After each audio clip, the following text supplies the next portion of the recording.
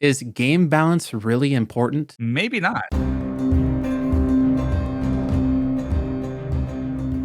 Hey, welcome to Dyerden. I'm Brad Wolf, and I'm here with Mike, and we are talking about myths in Dungeons and Dragons. So the first one we just talked about is game balance.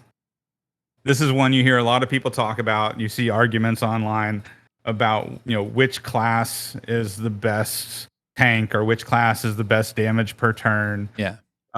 You get tier lists for the different subclasses and all that sort of stuff. And the worst part is, Dungeons and Dragons, or Wizards of the Coast gets a lot of flack for Tasha's Cauldron of Everything and the the forbidden power creep. Yeah. That power creep is this terrible thing that's going to ruin the game and makes things worse. So here's the thing. A lot of the base classes, a lot of the base things, I feel like are pretty well balanced. It's when you get into the players and what they do, and maybe even like the multi-class of things and what they want to do with that. Like I've noticed that for my game, it's like if you are, just a normal everyday druid or something like that, and there's another person that's just a bard, that's easy to kind of like, okay, they go in this journey of their levels and they can get eventually like, certain powers and stuff like that. But it's easy to balance, encounters around that. Whereas take an example from my current game where I have a monk who is also a fighter, a great multi-class, nothing against that. But they also took recently a cleric couple levels as well of the grave. So they're turning into one punch man at this point where they enlarge themselves with Rune Knight and then enlarge themselves with the spell. So they're a huge character that can fly, and they also have the grappling feat that I gave them, or the Tavern Brawler. So they literally, in the game last night, an adult crystal dragon, who is also huge sized, they got to the same size as this thing, and they noogied it and like started punching it in the face, like at like a bully at school. They did an insane amount of damage. And then I had, my just normal scribe wizard in the corner, just like, I don't know what to do, so I'm just going to haste you and let you deal with it. I don't feel like there's one specific class or subclass that by itself is overpowered. I think in the hands of players, things can get crazy out of hand compared to other players that, just want the one line character and like basics of things and not like min-maxing. So that was just my two cents. No, I think you're 100% right. Like the creative gamer or the gamer who goes online to listen to the creative gamer is going to be able to find a build where they can mix and match multi-classes and feats to be really good at one thing. And that has happened ever since third edition. Mm-hmm. And I don't know how you design a game to, eliminate that. Yeah. Other than what fifth edition has already done and made multi-classing and feats optional rules. Mm-hmm. But everybody... Which nothing against it. I mean, if that's how people have fun, that's how they have fun. It's hard to balance it with the other players, right? Like I'm getting to the point where they just turned level 10, and that fight when they were level 9 was against a CR 13, I think, or CR 12, CR 13 or 12, plus two other CR 2, dragon wormlings, with a party of 4. So it was labeled very deadly on my encounter bar on D&D Beyond, and no one got downed even. Like, yeah. But having things scaled up for high damage, high HP to match the min-max players, if those monsters turned to just the regular, vanilla run of a one singular class player, could easily like one-shot them. So that's where it's hard for me to balance. His encounters for the different styles of play. Yeah. And so it really comes down to, how are your players playing? It's not as much how the game is designed, right? Yeah. Um, so that's why, kind of my recommendation, right, is to not try to focus on making the game balanced any more than it already is. Hmm. Like you don't need to figure out how to make the sorcerer better or the ranger do more damage or the monk to be better in every way except for its stunning strike, Hmm. right? Those are all the criticisms people have about fifth edition game balance, but is to not focus on game balance, but focus on other things that address that issue, right?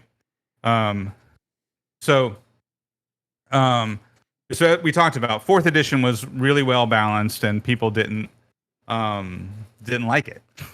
So so the game balance, that game balance isn't necessarily the answer to these problems. Hmm. Um, Pillars of play, I think, is one way to help with that. Is when we talk about pillars of play, like the fifth edition books specifically call out combat, exploration, and social. So if you've got your Rune Knight Fairy multi-class character who's going to do a crap ton of damage in combat, you can kind of let them shine Hmm. in combat, but you want to use the other pillars of play to let the other characters stand out. Oh, and I have. The bard in ours is a bard of eloquence. So I think that's what it's called. It's whatever the one where basically early on they get a thing where almost like the rogue's reliable talent, or exactly like it, they can't roll below a 10 on two abilities that they choose, and obviously they choose persuasion. Well, wait, oh, this one is specifically persuasion and deception, I think. So basically, with a plus 13 or whatever he has, his minimum roll is a 23, right? Um, Right. so they got those two pillars covered, but the exploration. So I have a paladin sorcerer multiclass, a monk fighter, now grave cleric multiclass, a bard druid multiclass, and then the wizard. So none of them have, the ranger or the high wisdom for, well, I guess the monk kind of does, but they've been lost quite a few times. So that's one pillar they didn't get crumbled. Yeah. Yeah. So they're highly specialized in combat and social, Yeah. not so much the exploration stuff. Yeah. Yeah. Well, and so that's where you just kind of adapt the pillars of play and you let certain characters shine in certain pillars, and then you can create challenges in the exploration pillar, right? In your specific case Mhm. to be able to challenge them. Like you said, they've been lost multiple times. Um and and so the other thing too is sharing the spotlight. You know, the idea that, you know, as a game master, you're trying to help each player, have fun, and you're trying to shed the spotlight on each player character throughout each game session. Mhm. And that's something you can do regardless of, the power, right? So like you could take somebody like I had uh my last campaign, I had somebody playing straight hexblade warlock. No sorcerer dip, no paladin dip, just straight warlock. And There's not many warlocks in the world that are over level 2. I'll just put that out there. yeah, well, and we played all the way up to like 12, and then we kind of fast forwarded the story so that the final epic battle, everybody was level 20. Mm. Um, so the so that warlock, since he was playing straight warlock, there was no multi-classing. Um, it also fit the story to give him the sword of Cass, right? Oh, nice. The powerful sword that hates Vecna. Mhm. And because Vecna was a part of the story. Well, the hand and the eye of Vecna were part of the story, so it makes sense that a Hexblade warlock who's trying to hunt down the hand and eye of Vecna would have the sword of Cass. And so what I did was I gave it to him very early, but I scaled it kind of like Matt Mercer does the Vestiges of Divergence, where the magic items level up. Right. I'm doing that So same thing too. I feel like they should add that like to official game like stuff. I think it's really cool. yeah. Well, so I gave it. So when I first gave it to him, it was level 1 and had like one of the abilities of the Sword of Cast, and then I kind of spelled out how he would unlock the rest of the abilities by, Yeah. basically doing things that I thought fit the story, right? And also fit the Sword of Khaos. So killing powerful wizards, killing powerful undead, all of those things would help level up the sword. And so even though power wise, combat wise, the Hexblade wasn't the most powerful character by far at the table, he was definitely driving the story because his character had the Sword of Cass, and they were all, the overall goal of the campaign was to hunt down the Hand and the Eye of Vecna. So it worked out really well. we also have a rogue in the group who's not a power gamer either, but is always trying to do like the roguiest rogue things, like trip people with a grappling hook and do outrageous stuff. So there's a lot of stuff that I have to adjudicate on the fly anyway. So that allows me to shine the spotlight on the rogue, who's being goofy and trying to do some crazy weird stuff, and then the sword, story-wise, allows me to shine the spotlight on the warlock, and then the rest of the characters, they shine during combat because they're more, power gamed, characters that can do a lot of damage and cast the powerful control spells and all that sort of stuff. And I had to have a side conversation with our druid, who was Druid of the Shepherd, and ended up with a crap ton of like minions and followers and summons, right? So his turn's taking forever, and finally I had to say, like, look, take some of those those creatures that you're summoning and just make them do the help action to give everybody else advantage. So that way you're not like attacking like with 10 attacks to turn. I mean, that was something that we also, once upon a time in an older game of mine, we had a shepherd druid as well, and they summoned a bunch of owls. I think it's like what, 6 or 8 of them or something like that, of the giant owls. But they with the summon, and so we just grouped them up into two different attacks. Each one was 4 owls at the same time or something like that, just to make it a little bit faster. It was still slower, but it made it a little bit faster. Like a swarm mob in one square type of thing. Yeah, and the criticism becomes, well, why should I have to fix Wizards of the Coast game? Why can't they make a better, more balanced game? And the reality is, role-playing games can't be perfect. They can't cover all the bases. We saw them try to do that in 3.5. They tried to do it with 3, and they, it was very clunky, so they tried to fix it with 3.5. And then Pathfinder came along, and they fixed it even more. But it's still not a perfect game, right? You have basically 3 versions of a game that tried to, create mechanics for everything, and none of them are perfect.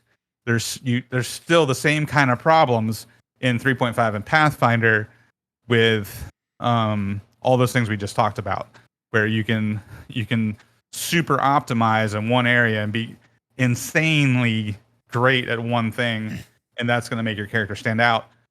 But it's only going to make them stand out in so many areas. Like I remember a friend of mine was DMing a game, and he had this was 3.5, and he had a player who was doing a monk who had taken all these feats to where they were basically impossible to hit by opportunity attacks. Okay. So they're using their insane monk speed to run around the battlefield and soak up all the opportunity attacks, and not take much damage from it. And then that allowed the rest of the party free movement. Gotcha. And this player was super proud of that. and the DM let it go on for several game sessions. But then eventually, he's like, you've been fighting this same faction of bad guys multiple times. I don't remember if it was like a cult or something. Yeah, and they adapted to whatever or. Yeah. So as story wise, it made sense that the bad guys are going to adapt to this monk. We've seen this monk fight this certain style several times, so they stopped spending their opportunity attacks on the monk. Mm-hmm. So there's and that was 3.5. So like you can't build a perfect system, and that's the whole reason the game has a dungeon master, is to adjudicate certain things and to adapt the game to certain needs. So back to my point, like I think you're far better investing your time in the things that we're talking about now, the pillars of play, and spotlighting the different characters in different ways than worrying about the specific details of combat and comparing damage per turn or comparing spells at certain levels and all that sort of stuff. Yeah, a lot of it has to do with players for sure, is what I've experienced both as a player. I mean, I'll be real. I've munchkined a few characters before, but yeah, it's that's where a lot of the balance in my eyes comes from. It's just the players you're playing with, like especially ones that are newer. Like when you play with someone that's newer to D&D, that doesn't, and I've played a game recently with people that are pretty new-ish to D&D, where they're still understanding like even sneak attack, right? Where they just play the class and they learn as they go, and they're like, oh cool, I can do this, blah blah blah. But they're not like the advanced 10-year plus players that are just like multi-class here, this feat, done. I can solo any encounter. I don't need y'all. Like but yeah, then putting exploration and social in there might throw them through a loop and need the party. Yeah, right. Definitely a player thing. Yeah, and the other thing you can do with that is mess around with the action economy. I typically tweak my monsters to give them bonus action abilities and or reaction abilities to mess with the action economy. And or really with 5th edition, all you have to do is outnumber the party, because the action economy works in your favor. If you got the party outnumbered 2-1, even if they're fighting relatively low challenge rating monsters, that's going to be a pretty significant challenge, because the bad guys are making literally twice as many attacks as they are. Yeah, as far as I know, there's no cleave thing in 5e, right? So it's like if you have an axe as let's say you're a level 4 barbarian before you get multi-attack, right? And there's 5 guys around you as opposed to one slightly bigger one. You're going to take 5 turns to get all of them. It's not like a one swoop. Oh, my 27 damage goes past this 5 HP into the next one. It's yeah. And I guess I think there's probably an optional rule for that, I'd imagine, but it's not, as far as I know, like a base thing. So no, I think the closest they get to because the way I remember cleave in 3.5, I think the closest thing that comes to that is one of the fighter battle master abilities. Gotcha. So something kind of similar to that. Yeah. So yeah, numbers are definitely insane, especially like a bunch of little ones. Like I would imagine my party, if I threw 30, no, that's not true. They have fireball. Never mind. It's hard. So, I mean, but I get what you're saying. Numbers can definitely sway a balance, even if it's not higher CR wise than just like 1 or 2 big bads, just like a bunch of smaller ones for sure. Yeah. Well, and the other thing too is like, I mean, there's some good resources out there for dungeon masters, like the books, The Monsters Know What They're Doing. Actually walks through all the monsters in the monster manual and like takes the information from both the stat block and the lore and helps the DM come up with ways. Well, how would this monster react in combat? Like, what is it going to do to? So that way, DMs get help as well building their monsters, just like players go online and find these power builds. The DMs can get help like that too, and and just like the player characters are coming up with how do I get the most out of these abilities? The DM can do that as well. When you think about, well, if I outnumber them with a bunch of, bugbears, they're like, 8th level, and I throw a whole bunch of bugbears at them, and the bugbears know that there's a wizard, they're not going to attack out in the open. Yeah. Right. Where they can get fireballed. Yeah. They can gang up on the player, in the alleyways of the city or the corridors of the dungeon or whatever. Right. So, gotcha. But yeah, so, game balance is not the holy grail that we think it is my point. Yeah. And of course, whenever we talk about game balance, we also come to challenge rating, which, yes, there's no way to argue that the challenge rating system in 5th edition is broken. It just doesn't work. Yeah. But the best thing I have for that is this formula that comes from Mike Shea, the Lazy Dungeon Master. And so this is basically you calculate CR per encounter by the total level of PCs, right? So you have 4 4th level players, where your total PC level is 16. Okay. And then if they're tier 1, right, levels 1 through 4, you take that 16 and you divide it by 3. And that gives you a more realistic challenge rating for that group. Gotcha. If they're level 5 or higher, right, so tier 2 and up, you take the total PC level and divide it by 2. That's his formula, and I found that actually works really well. Wait, really? So if I have 4 for my campaign, so if I have 4 level 9s, if I'm reading this right, that'd be 36 and divided by 2, so CR 18. Yeah. Should I be doing that? Okay. All right. I'm gonna womp them now. Well, so CR 18 should be a deadly encounter. Yeah. Right. So you could go with CR 16, CR 17, right? And Gotcha. That should be the maximum. Is this number right? So that should be like your maximum should be around 18. Gotcha. You wouldn't want to put like 3 CR 18 encounters in a row, because that would probably kill them. Yeah. But you could do like a 15 CR encounter, a 17 CR encounter. They get a short rest, and you hit them with an 18 CR encounter. They should be able to handle that. Right. Yeah, and you can get to that CR. It doesn't have to be a CR 18 creature, right? You can get to that CR by like 3 CR 6 creatures. Yeah. Right.